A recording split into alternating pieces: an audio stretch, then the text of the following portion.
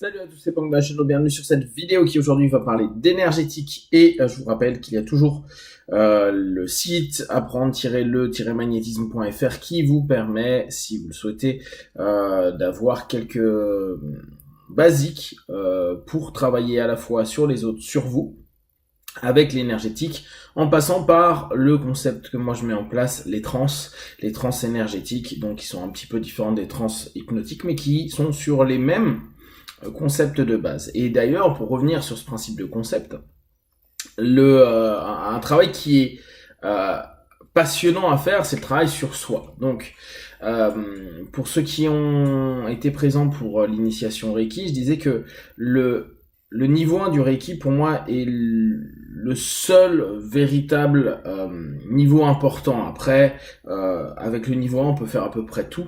On n'a certes pas des symboles et autres, mais c'est déjà très très bien. Et surtout, ça touche ce qui est le plus important, c'est-à-dire le boulot sur nous-mêmes. Je rappelle, le travail sur soi est toujours plus long. Le travail sur soi est parfois un peu compliqué et il ne faut pas hésiter dans ce cas-là à aller voir un praticien extérieur, que ce soit en psychothérapie ou que ce soit selon vous et vos préférences l'énergétique. Alors, le travail sur soi, c'est un vrai travail d'auto-hypnose.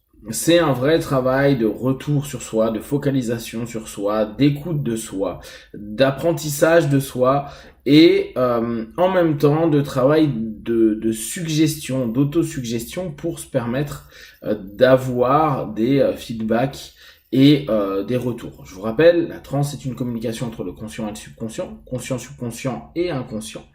Et l'idée majeure, c'est que le conscient puisse traduire et orienter la session, c'est-à-dire traduire ce que l'inconscient et le subconscient peuvent donner. N'oubliez pas que le subconscient et l'inconscient n'ont pas une communication logique et analytique, ils ont plutôt une communication symbolique. Et donc, parfois, c'est plus des images, des liens de cause à effet qu'on comprend pas trop et que le conscient pourra prendre un temps pour retraduire. Ce qui est bien dans le monde de l'énergétique, c'est qu'il y a un travail d'auto-hypnose pré-mâché, entre guillemets, dans le sens où il y a déjà énormément de symboliques qui ont été proposées de par les différentes cultures, de par les différents systèmes qui se sont développés dans les cultures. Si vous prenez des cultures amérindiennes, vous allez avoir énormément de travaux avec les guides, avec les animaux totems, etc. Si vous prenez la culture plutôt indienne d'Asie, vous allez avoir des travaux sur les roues d'énergie, sur les chakras, sur les nadirs. Si vous allez vers les Chinois, vous allez avoir d'autres symboliques, notamment celles qu'on connaît bien avec le Yiking.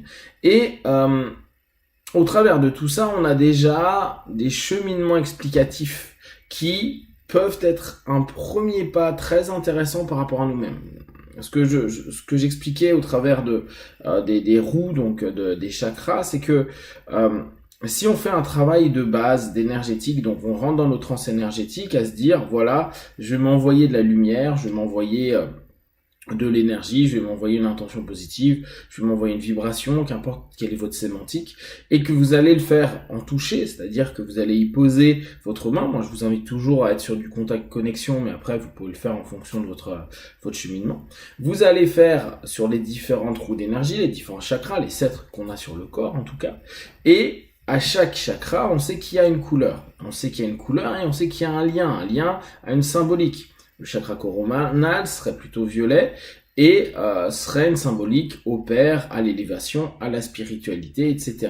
Ce qui est intéressant, c'est qu'à partir du moment où je me dis, voilà, j'envoie de l'énergie sur cette zone-là, en fonction de vous, vos indicateurs, en fonction de vous, votre façon de fonctionner, vous savez, par exemple, que si votre main devient chaude, c'est peut-être que ça signifie quelque chose, qu'elle devient froide, ça signifie autre chose, qu'il y ait des picotements, ça signifie quelque chose, et ainsi de suite. Vous avez, vous, votre propre encodage. Ce qui est chouette, c'est que dans ce boulot-là, on va pouvoir nous permettre d'aller vers une suggestion. Je m'envoie de la lumière, je m'envoie de l'énergie, je m'envoie de l'amour, je m'envoie souffle de vie, souffle de mort, etc., etc. Et je vois ce qui se passe. Je sais que la couleur devrait être violette et que la notion serait plutôt liée à de la spiritualité. Admettons que le retour que j'ai, c'est j'envoie tout ça et je vois de la couleur verte, par exemple. Couleur verte, on sait que dans les roues d'énergie, c'est plutôt chakra du cœur. Ok, cool. Donc, dans cette notion d'élévation de spiritualité, il y a un rapport, un questionnement, un manque ou un besoin par rapport au chakra du cœur. Il peut être dès lors intéressant de se dire, ok, qu'est-ce que ça fait à l'intérieur de moi? Et là, c'est votre conscient qui va se poser la question. Posez-vous les questions et observez, tout en faisant votre boulot, ce qui se passe à l'intérieur de vous.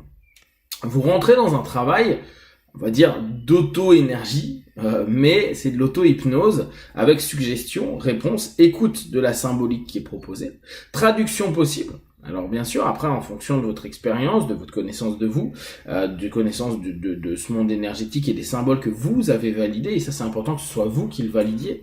Est-ce que vous acceptez ce principe de chakra? Parce que ça fait 20 ans que vous l'entendez et que vous êtes d'accord avec le chakra coronal, c'est lié à la spiritualité, ou pas du tout.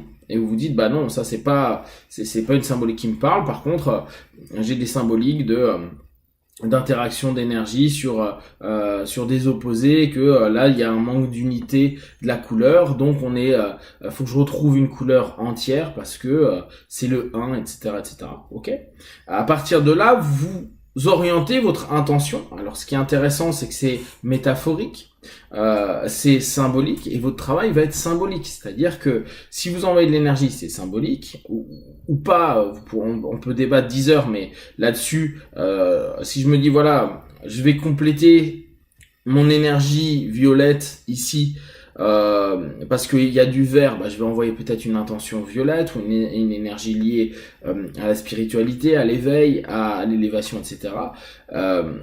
Ou vous pouvez décider simplement peut-être de récupérer cette couleur verte et la ramener dans votre cœur pour voir ce qui se passe. Tout ça, c'est un travail d'auto-hypnose avec des métaphores et des symboliques qui vous concernent et sur lesquels vous allez jongler et qui va vous permettre d'aller dans une meilleure compréhension, une meilleure écoute, et surtout, vous allez pouvoir dès lors vous permettre d'aller vers un mieux-être qui parfois va pas être aussi clair que d'autres types de travaux plus analytiques à certains moments, mais qui au travers de la symbolique est suffisant pour vous dire, effectivement, là je prenais le coronal, mais souvent on entend les gens qui disent, je suis pas connecté, je suis pas enraciné, et ça leur va très bien de se dire, voilà, j'ai créé des racines dans mes jambes, ça leur va très bien de se dire, en fait j'avais mes racines, mais j'avais pas une énergie qui remontait, ou j'avais ma kundalini qui était bloquée à un certain niveau,